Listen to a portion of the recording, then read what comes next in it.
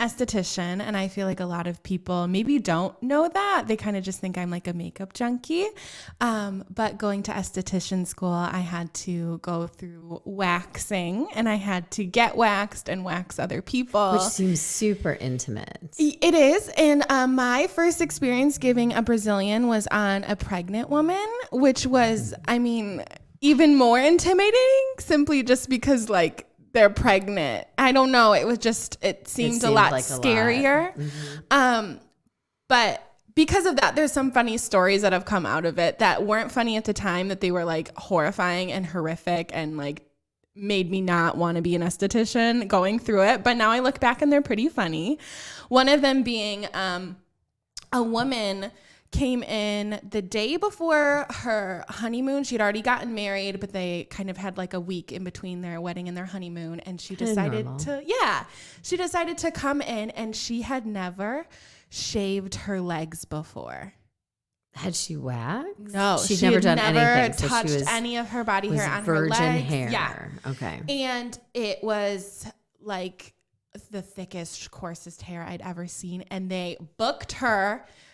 They gave me an hour before closing. They gave me an hour with her to do a full leg wax and a Brazilian.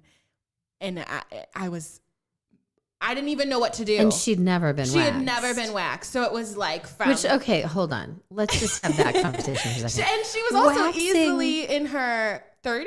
Right. So waxing in and of itself, I mean, we see all those videos of guys like getting waxed for the first time, and it's not, if you've never gone through it, your body's not used to it. Like once you've done it a bunch of times, I think you're like used to it. At least you know what to expect. You know what to expect. I feel like also when they like rip the thing, really good people, they like smack your skin right afterwards, and it like takes the sting down. So like there's like a whole thing, but I like to go for an entire leg wax, and like why wouldn't you just start with like, I don't know, a little something. And then I also had the thought of like, well, you're married, so he's probably already seen those bits of you. So like, why start now? Why start waxing now? Yeah. Just keep it the way, I don't know. She'd obviously at that point been to a beach or someplace with him. So clearly he fully comprehended it. Yeah. I don't know. Interesting. So how'd it go? Oh, it was horrible. About like 10 minutes in, I went and got like one of my educators, and I was like, I cannot do this alone. Like, I don't have the time. Were you like sweating? Yes. I would have been sweating. You sweat a lot. Even like during facials, you're sweating just because you're constantly moving. And at least like, so I went to like Aveda, which is more like an Ayurvedic, or it's supposed to be a more like Ayurvedic centered esthetician program. And so like a lot of the times you're putting like your energy into like, your client as you're giving them a facial or you're waxing them. So like it's a lot on your body. So you're always sweating when you're on the floor and you're learning. So you're nervous. And this, I think, was maybe my first week like seeing clients. So I was still pretty new and didn't know what I was doing. So I had to like go in there and like ask if she was comfortable to have like two of us in there waxing both of her legs at the same time. And I remember I ended up like deciding kind of for her, telling her like, realistically, we can't wax above like your knee. We can get to your knee, and that's all we're going to be able to do today.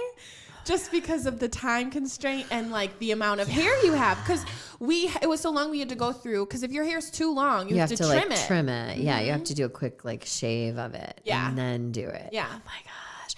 Well, so when there was that big trend, so beauty and hair for women, not head hair, but body hair, has always been very interlaced. Yes. And so today, I know on the show we were going to talk about that, like beauty trends with and beauty in regard to hair removal, like how that plays. But what's so crazy to me and what made me think when you were telling that story, so I had always shaved my bikini line. Mm-hmm. I hadn't really thought about it. I don't know. My mom was a blonde, so I don't think she really had to think about it. But like I got my dad's color hair, and so not that I've ever had a ton, but I had always shaved. And I remember the first time I went and got a wax, like a proper wax, not just like a quickie, like clean up the sides kind of thing, but like a full when Brazilian. Sex in the City was big and you were getting a whole lot more done. I remember thinking like, oh, you are up on it. Yeah. Like, dang. You're like, in there. like, it is very personal. Yeah. And it is, yeah. Like, I remember, like, in New York, the girl was like, all right, now get on all fours. Yep. Like, it was. Turn around. Oh, my gosh. And then we'll have, crazy. depending on, like, your anatomy, too, we'll have you hold yourself. Which people get super, like, what? And I'm like, yeah, just put your hand down there. Like, you need to hold it. Otherwise, you're going to get wax in places you don't want there. Like, it's a lot. Yeah, and it is a women lot. are very intimidated. I have a lot of girlfriends still who are like, I can't do that. And I'm like, you can. You can. No person who's waxing you is actually looking at your vagina. I promise you. Well, I think it's like anything. You're so micro focused that you're not really, there's no time or energy towards the like judging. You're not judging. Well, you're so busy just trying to do. I think a lot of people too are so, especially women, I think we're very like self-conscious and very aware of our like odor and our smell. So sometimes that's what stops women too, because they're like, oh, well, I can't do it. I hate to equate it to this like middle-aged lady version of it, but when you have a housekeeper come and clean your house, why do you clean up? Yes, right. I would see that all the time.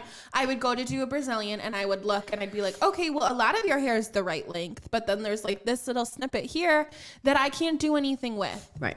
Well, why? Because it's like, it's not long enough. I can't. You already cleaned it up. Yeah, you already did it. Cleaned house. You should have like let it grow and I would have been able to get it all in one go. Now I either have to tweeze that, which sucks even more down there than it does on your brows. Right. But I will say, surprisingly, I think Brazilians aren't that painful compared to like your underarms. I can't do the underarm. I can't do it. It's the worst. No, your sideburns. Your sideburns are, I swear, the worst pain. So that gets it. Okay, so we're going to talk about this today, everybody. We're going to have a whole talk about like the realities of hair removal. Yes. Like the realities of what, you feel like you need to do, what you should do. Because there are like, people don't talk about this because it feels like, everyone kind of mealy mouse around it. Yeah. So there's no ever real talk about hair and hair removal. And how to like prepare yourself, and other options or other alternatives, and also understanding what like your waxer is doing and making sure that it's appropriate. Right. Too. And every ethnicity has slightly different, different hair, types of hair. And that impacts whether you should do electrolysis or laser or wax or how you wax and what kind of wax and all those things. But I was looking up. So I think everyone kind of knows during World War II or during World War I or II is when women started shaving their legs. So I actually did not know that. Oh, I thought that was super common knowledge. Sorry about that. So So women and shaving their legs became much more of a thing to modern society from a marketing standpoint. Is that because they didn't have pantyhose? Yes, and hemlines raised. Oh. So at the turn of the century, women were still wearing dresses to their ankles. But as obviously time progressed, women got the vote, blah, blah, blah, hemlines raised. So now all of a sudden you have all these women running around with skirts to their knee or to their like upper calf. And hosiery was big, so that was fine, smoothed everything out. Well, then when the war hit, they didn't have access. So I think it was Gillette, if I'm correct. Gillette developed an ad campaign for women, and that you would take your eyeliner and draw the seam on the back of your leg. Oh, so it looked shave your leg, but draw a line, and then it looked like you were in your stockings. And that was an ad campaign with Gillette, like instead of because men were in the army, they were being given like razor, like whatever, and a lot of them weren't shaving. There was like a whole thing. So their core client kind of evaporated. They weren't going to the barbers. They weren't because they were at war. So they retargeted women and did a big push with an ad campaign for women, which was super smart. Whoever those marketing people were brilliant. So that happened. But the interesting thing was I did not know. So I knew that whole story. Like it was, and it's kind of part of the feminist like whatever, that was, it was actually a marketing thing. This had nothing to do with a change in product, or a change in like it wasn't even men expecting it from women. It was a marketing campaign so that Gillette could sell razors, which I mean makes sense. Super brilliant. Yeah. Okay. So it's changed our entire culture. And it obviously did well for them because they're still here. They are still here. They are a company that's been around for a long time.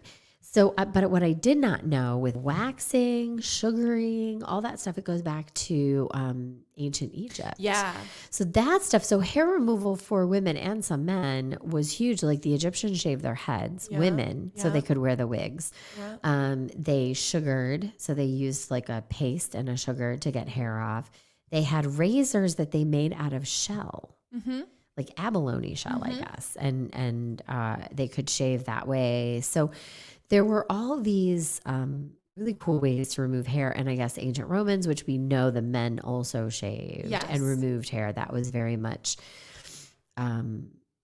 considered like upper class if you were hairless, and women too. And that meant hairless everywhere. So they were doing like the full Brazilian back then, which I know Brazilian's taken on different meanings now. I don't know what the actual, like all the hair gone from your bottom bits is called anymore, but I thought it was Brazilian. That's what I was taught. So that's how I refer to it, is like you're completely removed. But I heard that like Brazilian could also mean the little triangle, just a little wee bit. But I don't know. And maybe that was like a New York thing, or maybe that was someplace I was going. But anyhow, so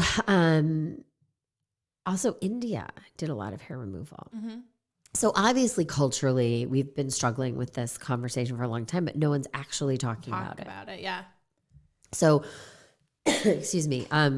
We should talk. I'm so allergy driven today. I'm like so stuffy. So I'm sorry, everybody.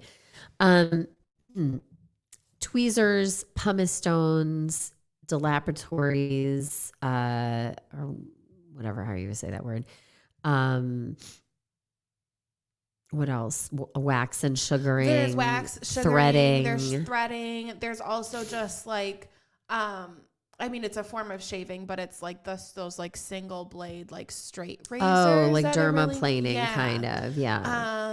Which also exfoliates, which you have to know you're doing that. Mm-hmm. There's also like chemical things you can do. So like Nair is something that a lot of women use, which I find... Well, that scary. Used to be a thing a long time ago. And I think, does Jergens still make it that like hair inhibiting lotion? I think they do. Which is a little terrifying. But I mean, whatever. So, so let's break this down. So we all know we remove hair. Mm-hmm. We all know that it's different kinds of hair. So let's start from bottom up, top down. So there are, I feel we'll start at the top. Okay, we'll start at the face. Because I feel like that's a very comfortable place that people start. So there is and I will start with this too. There is something called vellus hair. Vellus hair is basically the hair that's found on fetuses that is still on like grown adults as well. So it's usually it's like peach fuzz essentially. And that you can't really do anything to get rid of. You shave it. Right? Yeah, you can shave it, but it's going to come back, and it typically is just going to be like the same vellus hair. It's always going to be there. It's just peach fuzz. It's not going to ever really darken on people. Also, shaving, this is, I feel like, a big myth, that when you do shave, the hair will come back coarser and darker. That's not a real thing. Usually, it will appear to come back like darker just because it has more of a blunt end to it. So that's the only reason. It's not actually thicker. It's not actually darker. It's just the blunt cut of the hair. Got it. That's it. And culturally, some people have more of that than others, right? So there is, different ethnicities are going to struggle. And different skin tones too. Your hair is just going to be more visible just because you have like a darker skin tone. Looking at like Frida Kahlo, right? She had, but that wasn't actually, like some of that was just a little bit of fuzz. Like if you actually look, like she had that unibrow, but it's not like... No, it's just like, I mean, I have it. We all have I just don't do anything with mine because mine happens to be blonde typically. Right. Like the darker ones I come through and I like tweeze out, but I just leave the rest. Right. But I totally lost eyebrows, tweezing, plucking. Tweezing. I hear a lot of people come to the store and they're like, I don't tweeze what is it they say? Like, I don't tweeze the bottoms. They don't tweeze. There's something about the top, not to do the top. Which I don't fully understand that rule, because on a lot of girls, I'll see that they almost get like triangles. Oh, yeah, because you naturally get that little arch. Yeah. Well, I will say this. So I think, from what I understand, and this is all word of mouth, yes. but I think with eyebrows, so your tail, so from that arch on, yes. you tend not to grow it back as quickly or as easily, yes. especially as you age. So to the women, the Gen Xers who are busy in the like late 80s and early 90s, plucking to a fine pencil line. Yeah. It's very hard. Your front bits will grow back, but your tails are less likely to grow back. And since that upper part tends to be part of your tail, I think that's where that comes from. Okay. Is if you're plucking on top, your bottom tends to grow the most frequently. Mm-hmm. But then as you age, obviously none of it's coming back as frequently. You're not recycling that hair that makes sense. as much. So I'm guessing that's because I know, like, I heard that the guess. other week, and I was just like, I don't really get that rule. I've never heard I don't think it's a rule. I think it's just more, rule. But if you have Quote, really unquote. full brows, now maybe they brush them up and trim them. Yes. Now, I always feel like that trimming is a little tricky, because should you really be trimming down your brows hairs? Yes. I feel like it depends on the person's brows. I don't think it's necessary for everybody. A lot of people do it just because your brows can get bushy. Okay. And that's like a nice way to like help them become less bushy, but you're not actually waxing or removing any real hair. You're just kind of shaping them a little bit more. Got it. Also, when you tend to like draw on your brows, you typically brush your hair up anyways. So that's like usually how your hair is going to sit. And then gel, right? Yeah. So even if you have like a little bit of clear eyebrow gel, it kind of can rule the day to help you shape and not have to over pluck. Because you do not want to do, as you get older, the thing that you do on your head, which is remove a gray hair. Yes. Because if you do that, you'll have no hairs left on your eyebrows. Also, when you're doing your brows, maybe not. I don't know. I don't know how gray your eyebrows get. Your eyebrows can get pretty gray. And I think it's important to remember that when you're doing your eyebrows, do not get like focused. So don't like put yourself so close to the mirror where you can only like pinpoint one section. You need to see both of your brows while you're doing your eyebrows. Oh, that's such a good tip. Because see otherwise, both of your eyebrows. Yes, because otherwise you're like, oh, great, this eyebrow's looking so good. And then you come over here and they're two different like shapes, two different sizes. They do not match, which your eyebrows are never going to like truly be identical. Right, I know. But, and then two, you won't be like paying attention. Also, my biggest tip is if you're like unsure of whether or not you should remove like a hair, take your tweezers, kind of grab the hair and pull it down a little bit without removing it and see what your brow looks like without that hair. Because there's like little ones, like especially like up in here, that if you like in the start of your brow, that if you remove them, they'll give you those like sperm looking brows. Oh, right. Yeah. You've got like kind of round. Yeah, that's not like a technical term, but yeah, it's when you have like a really round start of your brow and then it's just like a weird little tail. Yeah. They're not cute. No, that's not a good look on anybody. And it's honestly really easy to do because one hair can make or break your eyebrows. That's true, but that's just intimidating. So it is, and that's why I think my biggest advice is don't try to do like the maintenance yourself. Right. I think like if you need once a month to go to like a waxing like place to get your brows done and maybe you just touch up here and there. But anytime you get your nails done at the nail tech, they usually wax and pluck. Although I will say facial place. Be very mindful. Again, going back to this, be very mindful about who you're letting do your brows, because before I went to like Estee school, I didn't really pay attention or like so I didn't think about it. I'm going to get my nails done. I'm gonna have my nail lady do my brows. And I still have seen this like in one place. I was like, well, I'm gonna try it again. It was like a new nail salon. They seemed a little bit more like reputable, right? But then when I went into the back room, you were like, she didn't put on gloves. She didn't like sanitize her hand. She didn't do anything. So I was just like, I was in like 5 minutes and she was kind of setting up and I was kind of just like watching her do certain things. And I was like, I changed my mind. Yeah. I don't. No. I'm good. Thank you though. Thanks. I'm good. Yeah. Yeah. I think, well, and now having gone through COVID, and pandemic, I think all those things are going to change significantly. But okay, so that's eyebrows. So now we're going to talk about lip and side fuzz. Okay. And that's primarily fuzz. It really is. And especially like, I feel like as you get older and your hormones change, I'm like feeling my like peach fuzz on my lips right now.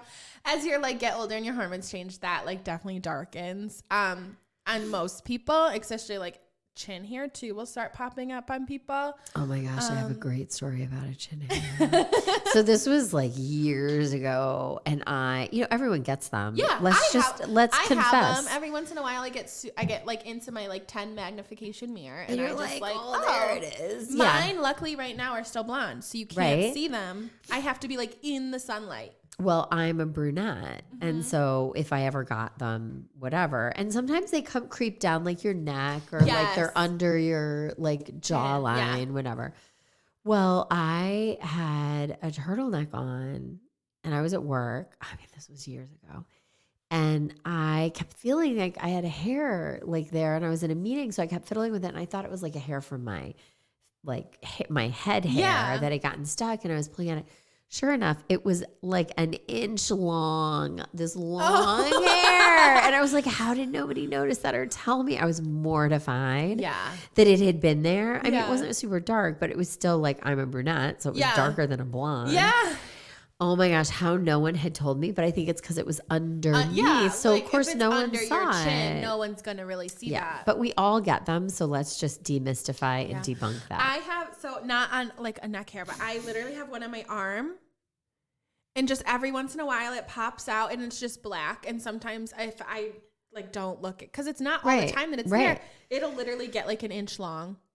And then I like pluck it, and like sometimes it's 2 months it pops back up, sometimes it's a week. It's gross, and it's just like right here by this little freckle. Oh my gosh, that's super funny. You can see it coming out again. It's gross. So in the winter you're fine. It's only in the summer that's a problem because you have sleeves. Yeah.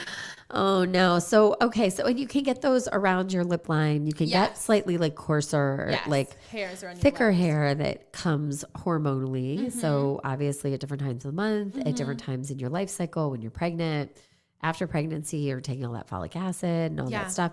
So so that's the thing. So pluck, wax, tweeze. I was just gonna say it kind of depends on the person. Okay.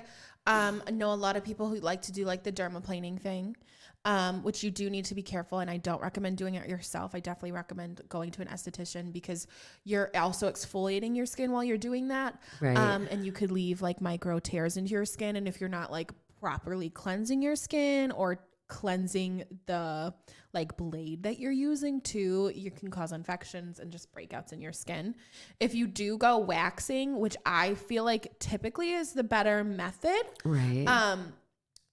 You should think about like the type of wax that your like waxer is going to use, because there's hard wax and soft wax. Right. So hard wax only adheres to the hair itself. It doesn't adhere to your skin. So it's typically less painful. So especially for areas like your sideburns, I definitely recommend like hard wax for that, because it hurts. Like getting your sideburns waxed hurts so bad. And I only have had to get it done because I had to do it. So that was like, I've never done it since that moment, and I will never ever do it again because it hurt so bad. It literally felt like someone was punching you in the face. Oh no. So hard wax. Hard wax on the side, ladies. Is the best way to go about it. It's also a little better for like more coarser hair. So if you are a person who has like a lot of like just more facial hair, it's usually a better route to go. Well, and I think with facial hair in general, like I know as my mother, when she was older, would get kind of coarse white hair, and she couldn't really see it so well, and it would drive her crazy. And I'd just say, Mom, every time you go get your hair done, just ask them to do a wax and go in the back and have them like pluck whatever. They like she had known her forever. So yeah, like whatever. So I told her just do that. So I don't think anyone should be ashamed or it's just part of your maintenance. And, or it doesn't, and this is the other thing, it doesn't have to be any part of your maintenance. Some women love their body hair and love their facial hair, and they've absolutely turned to accept it, and that's just part of them. So like myself, I probably, well, I mean, we're working our way down, but I maybe shave my armpits like once every like 6 months. Well, and that's a thing too that I was noticing when I was reading up. Like I said, I knew that Gillette story, but the armpit hair thing was similarly identified because of odor. So women were the odor component that like helped remove odor. Yeah. And so, you know, if you get rid of it, you're getting rid of what's holding on to the bacteria and the smell. So I kind of get it, like 100%. But there was a big push a while back with women not shaving their armpits. I don't know if that... I don't know what happened to that trend. I don't know. I really feel like it was just part, like a push to like... More natural. Yeah, more natural, like fighting against the patriarchy. Right, yeah. Fight the man. For me, honestly, the only reason why I started becoming more comfortable with it is because, again, when I was going to school, we had to grow out all of our hair. Right. So I went probably 3 months without it, and I was like, I actually don't really mind this. Yeah, like, and I don't care. I think with natural deodorants and stuff, it can be kind of tacky under there if you haven't shaved. But so I think underarms is I don't know. I also think it probably is genetic. Like if you're Greek and have a lot of hair, then you probably will, like, you'll want more maintenance when it comes to hair removal than like, correct. I'm like Irish and Scottish. I do not have a ton of body hair. Right. So when I do grow out my underarms, it's not like hardly anything. It's like 5 strands. Right. It's nothing. Yeah. And also it like, it is cultural, like culturally, like it doesn't matter in some regards. And in others it does. So you have to make that choice for yourself. So underarms, I feel like I don't know. Why do I feel like it's political? But it's kind of what it is, right? Yeah. I feel like it is in some ways. And I feel like, I don't know. It almost is. It is almost like a little political. Yeah. With facial hair, it definitely like plays into that whole beauty vibe. And I think you have to kind of give yourself a break. Like, if you're constantly fighting against something and you want, like when everyone was pencil thin eyebrows, but you had big, bushy, thick eyebrows, now everybody wants big, bushy, thick eyebrows and they're microblading them on. And yet, like... in another 10 years, there'll be a new trend. In another 10 years, maybe it'll be those crazy wavy brows. I don't know. I hope not. I certainly hope not. But whatever it is, like... keep an eye on that, like be mindful of that for yourself, I think, because if you go too deep into a trend, you're going to end up, you know, like with a lot of women, they don't have much eyebrow left because they plucked them all off. Because they were all in the 90s. Yeah. Right. They were all in the 90s. So, all right, let's tackle the big one. What's the big one? Our bikini line. Okay. It's going into spring. And that's the one. What's the big one? It's your bikini line. So first up, let's talk about ingrown hairs, which you can get on your chin. Oh, I have so many ingrown hairs. Not really like in my like bikini necessarily, but I get my legs waxed occasionally, and I get the worst ingrown hairs on my legs. So, and you can get it on your chin if you pluck wrong. On your chin, you can get them in your brows. You can get them. You can literally. Also underarms is like a really touchy area for like ingrowns if you get waxed a lot. Yeah, and you can freak yourself out and think it's like a cyst. Because it's like hard little node. Yeah. But it's actually just an ingrown hair. Just an ingrown hair. So don't panic, ladies. I guarantee you it's likely just an ingrown hair. But so ingrown hairs, the top 3 things that you would say would be exfoliate, right? So you will want to be like mindful, again, depending on the type of wax that's being used when you get waxed. So hard wax, like I said, only adheres to the hair. It doesn't adhere to the skin at all. So it's a little easier to get ripped, but that means it also doesn't exfoliate your skin. But sugaring is kind of a form of like exfoliation, and then soft wax adheres to the skin and the hair itself. But sugaring can pull up the hair too. You sugar it and it pulls up. But so that's more like soft wax. Sugaring is going to equate more to soft wax. Because it's going to like remove that surface layer of like dead skin from your body. Right. So you want to be like mindful that you're not like going in too soon after being waxed and exfoliating, because that can cause irritation too to your skin. Right. So you have to kind of keep that in mind. Also, some people do better with like chemical exfoliants compared to like a physical exfoliant. But aren't chemical exfoliants you can use in your nether parts? Yeah. Are there? What are they? I mean, I think it depends on the brand. I know I would use Aveda's like liquid exfoliant. I forget the name of it now. I would use their liquid exfoliant, especially like on my bikini line. I felt totally comfortable with that. Mostly because there wasn't like a heavy fragrance and it wasn't like burning. So I would always do like a test patch, obviously too. And I would maybe start on like the very outer side of like your, or like the inner part of your thigh. Try it there first. And if you have irritation, obviously don't go it. Also, if you're doing a physical exfoliant, make sure you're not doing a sugar scrub. Because a lot of times that can mess with like your pH levels, and that can like cause like yeast infections and other like not really good stuff for you. Okay. So just be mindful of that. You also don't need to be like super aggressive. Like, no, I think gentle. Anytime your face and your nether bits, like it really, you have to be very gentle with it. You're not going to go ham. No. And, you know, I am the queen of, because I don't get like zits or ingrowns very often. It's the worst. I hate that about but you. I know you hate me for that, but it's true. But when I do get them, I go ham on them because I'm obsessed. I'm like, oh, look.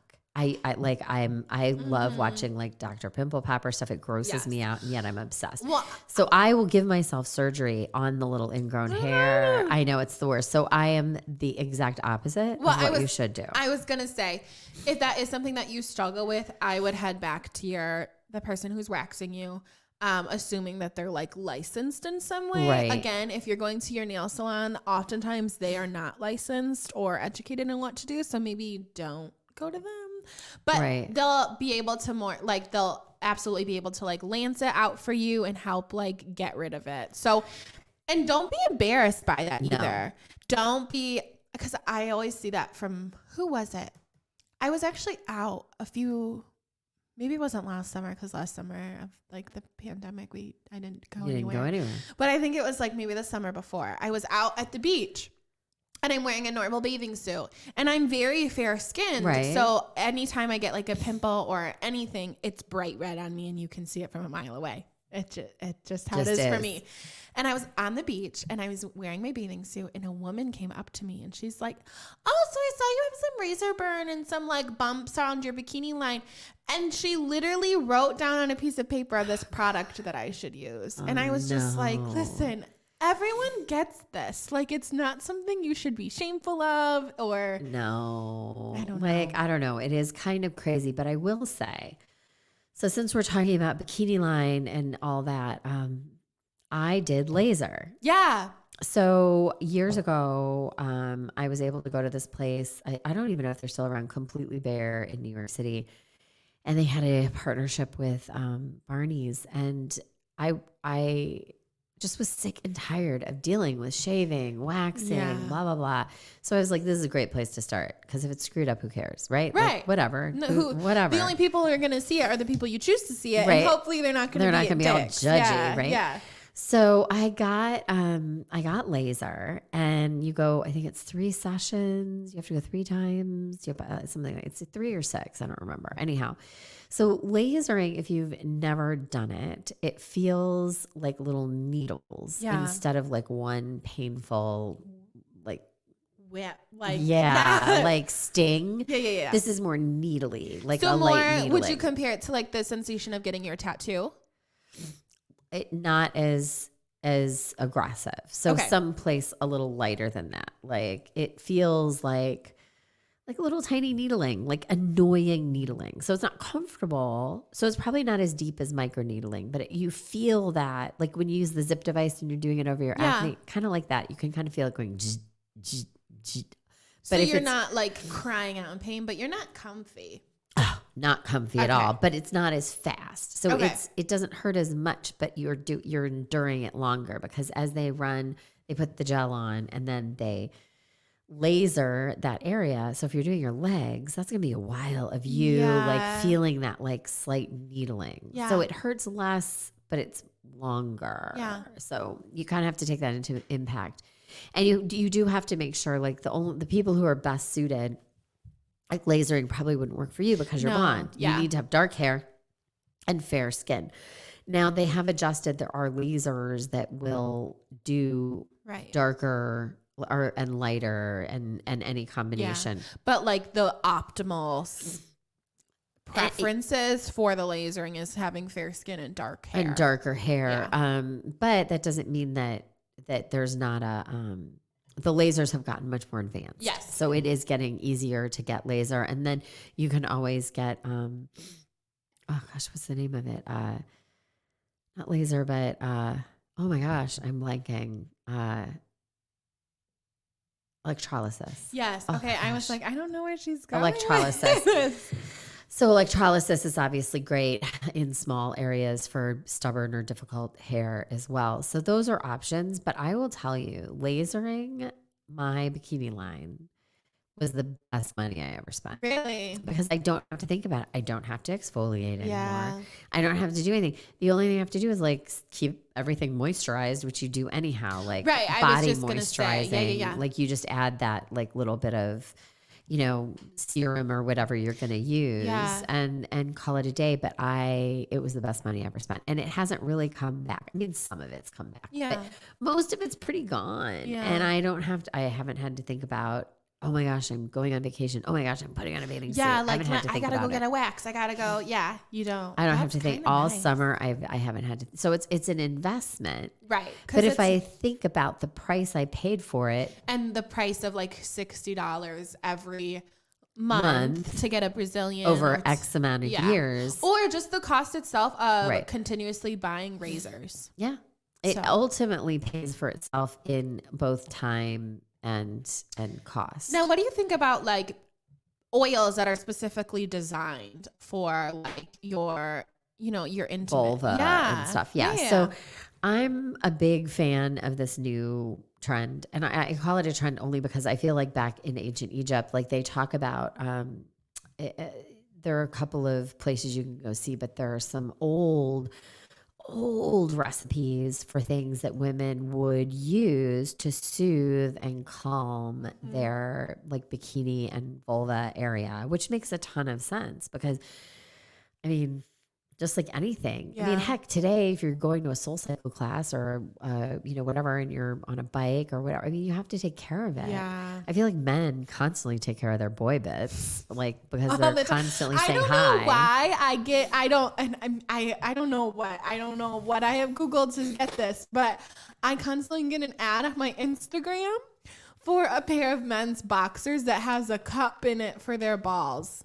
Oh God. Is it Duluth or something? No, it's some like random brand. And I don't know why it's always a girl talking in the ad and she's like holding these like underwear and she like opens and I'm like, what did I Google to get this ad? To get that ad. That's so funny. Yeah. So I feel like there is that thing like the family jewels, right? Yeah. Like, so men, I think, constantly are protecting and providing for their jewels. Whereas women, I think we don't, like, we're built for service, right? Yes. So and like, I feel like it's also so hush hush. It's like, so we're hush not hush. Supposed to talk about it. So there are a couple of products on the market that target that. We carried one at one point. We don't anymore, but they're readily available everywhere. So there's Lady Sweet, which I loved. Lady Sweet, really lovely, and now they have a wash. There's also Fur, F-U-R with an umlaut over the U. There's also one I found called Honey Pot. Yeah. I think they have it at Target. So that's all stuff that's targeted for your girl parts to handle ingrown hairs, handle odor, handle moisturizing and because obviously we know, which we didn't talk about, anything you're waxing or shaving needs to be moisturized or you will end up with ingrown hairs. Or like just like dry, flaky skin. Because think about it, if your hair is toughened up from constant waxing, if you're not moisturizing and keeping that soft, you're going to end up with more ingrowns. Mm-hmm. That's why guys with shaving have to be careful and put on aftershave and things like that, so that they don't get ingrowns from the constant shaving. So that's something to keep in mind. If you're doing a lot of hair removal, make sure you're also hydrating your skin, moisturizing your skin, and especially the parts that aren't obvious. Your face, okay, you got your skincare routine, but are you moisturizing your armpits? Are you moisturizing your, your bikini line and vulva? Are you moisturizing your legs? Like, are you really moisturizing where you're waxing, shaving, tweezing? And most often, no. Most often, no. Yeah. Or you're using like a really thick moisturizer too, which isn't going to aid in avoiding ingrown hairs either. No. Also, an exciting bit, when I first started waxing, I was really nervous because your hair follicles will bleed. And I was always like, oh my God, like, what did I do? I did something wrong. Or like, I don't know. It was scary because it's like blood. Yeah. But it's actually a good sign.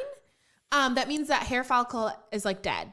Oh. So that hair follicle will never grow back. Like so it's over. Almost like now that I know that, whenever I'm like waxing myself, because I wax my own bikini at this point. Oh. So whenever I see blood, I'm like, yes, I've killed it. Gone. Dead hair. Yeah. Oh my gosh, that's so funny. Well, I suppose the other side of this is, rock whatever you want to rock. Yeah, absolutely. You don't have to. There is no rules of how you should be grooming yourself or trimming or not trimming. Right. It's whatever. It's literally whatever you are comfortable with.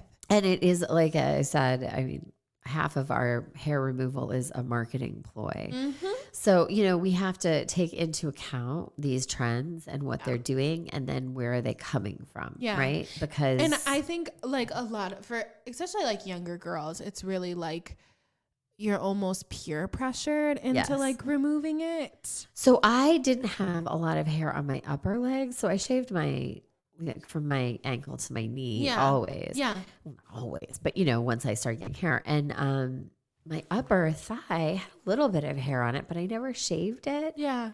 And I never really I don't know. I never really thought about it, but like then I'd see these girls who were like shaving everything, and I would get self-conscious about it. I'm like, maybe I should do it. But it just didn't seem like it was worth it. Mm-hmm. And then it was going to be stubbly, and that didn't seem like I wanted that. Yeah. So anyhow, I never did, but I remember being kind of self-conscious about it. And I also remember being self-conscious at like 13, 14 about like that little peach fuzz. Yeah.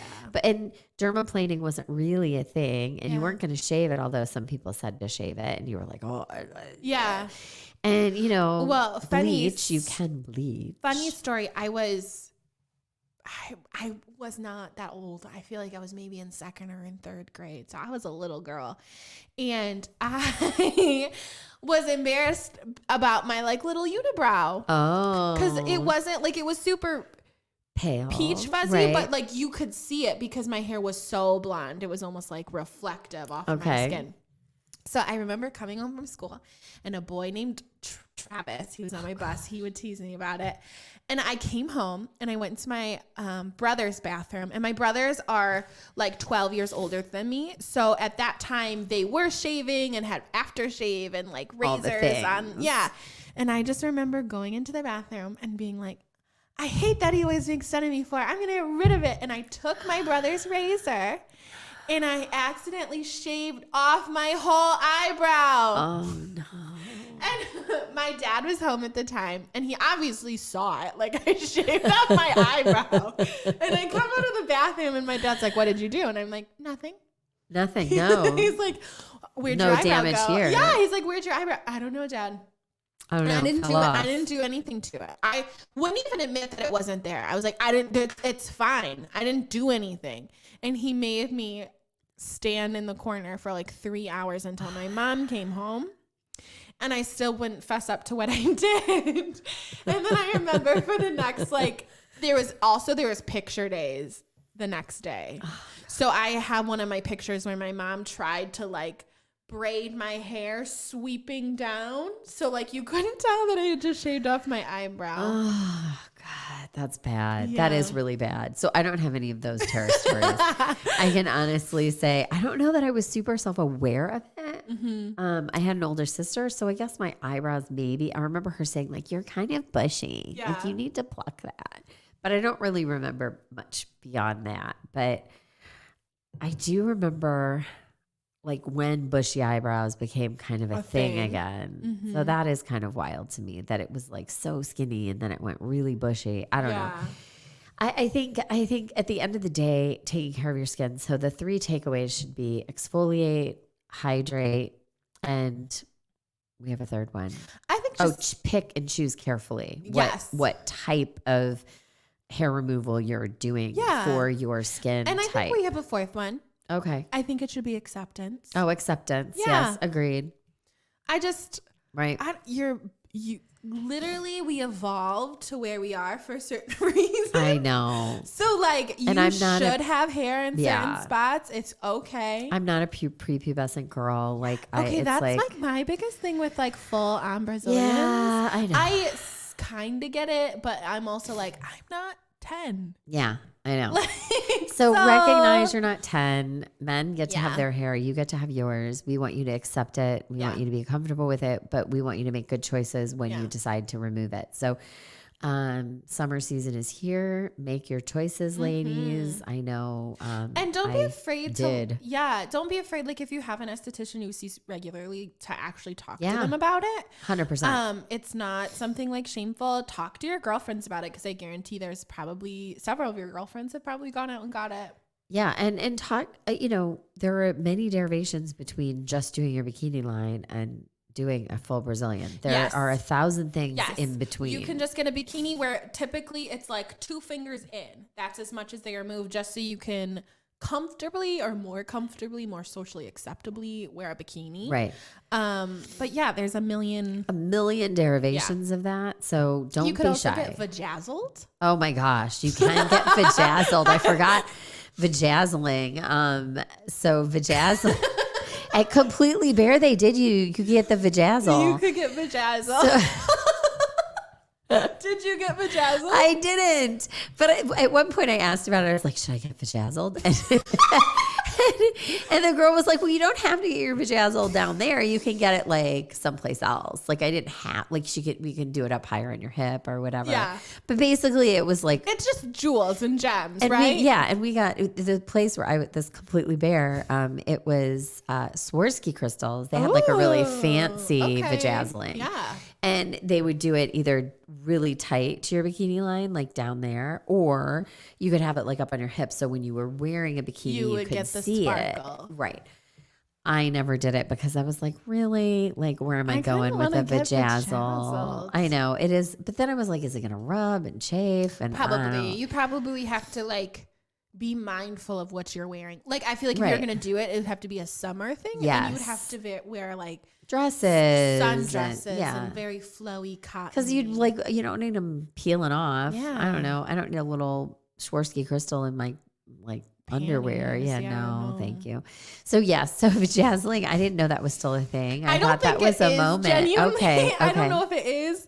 I just always remember like seeing it and like reading about it in magazines and being like, what is happening? What is happening? And so, yes, there were vajazzles. But maybe I should try You could get your initial, you could get like a little, almost like a tattoo. You could get like a small little image and then they would glue them wherever you.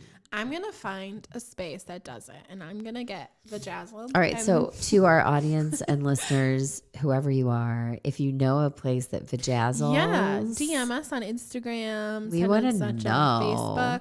Because I genuinely would. Now that it's not like a thing, I would kind of do it because I think it would be hilarious. But yeah, so I want to know. I do want to know too. So if anybody knows who vajazzles, I want to know. Because now there's like a thing where I actually almost got it done. The tooth. The tooth. You can get little gems on your tooth. I think it's super cute. I almost kind of got it done, but then some of my friends are like, I don't know if it's really your aesthetic. And I was like, I know somebody who has that, and it's very cool. It's like one front tooth. Yeah. I think it's like one middle tooth. It's very like chic hillbilly. Like it's like that's very why kind I of like it. Urban cowboy. Yeah.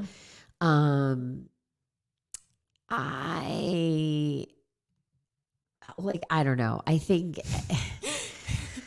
it's I want to be that cool, but you have to go to a dentist to have it done. Like it's no joke. Yeah. And it's real. Kind of permanent. And I don't know that my level of like vajazzling comes off. Like it's going to be on my skin. It's going to wear, it's like a henna tattoo. It's super fun for a minute. For like a week. You're at the festival. Fade. It's super fun. Yeah. You just went to Coachella. Let's get our vajazzle. That's all good. But that in your tooth, it's really cool. And I want to be cool enough to be that girl. Like I really do. I want to be that girl. I just don't know that I am. It's much too much of a commitment. Maybe. I feel like if they had it, it would be someplace out in LA. Maybe when I'm out there next, I'll find it and then I'll head to the beach. Then you can head to the beach and you can get it in like a cute little spot with but you don't, do you wear really low rider bikinis? I have a few that are. You have to wear like low riders. Or they're like super high rise. Oh, you could do that. So there's like spots that are exposed. You could do those. You could do super high rise. Yeah. That's funny. Well, keep us posted because I want to know if you get vajazzled. I'll keep you updated. Although, I mean, I do feel like it's like a Coachella thing. Maybe like you get vajazzled for Coachella or Burning Man. I probably don't think there's, I mean, maybe there is. I don't think there's likely a place in Livingston County. I highly doubt it. Even Michigan, maybe, that specializes in vajazzling. But we're gonna go home and Google this, you guys, and maybe we'll put it in our stories because now I'm intrigued. So I guess we're gonna end with vajazzling and say, please let us know if you find a place or if you have vajazzled. We want to know. Tell us your stories. Maybe we'll have a whole podcast dedicated to vajazzling. Maybe. And remember that every body is a beach body. Yeah. And it has nothing to do with your hair or your vajazzle. We want you to just enjoy the beach. So with that said, we hope to see you next week on Thursday, as we usually do. And that's it. We hope to see you at the store too. Come see us, London Beauty, Brighton Main Street, or online, London Beauty online. You can shop. And we will see you out there on social media, guys, and on the pod sphere. You'll hear from us next week. Bye, guys. Bye.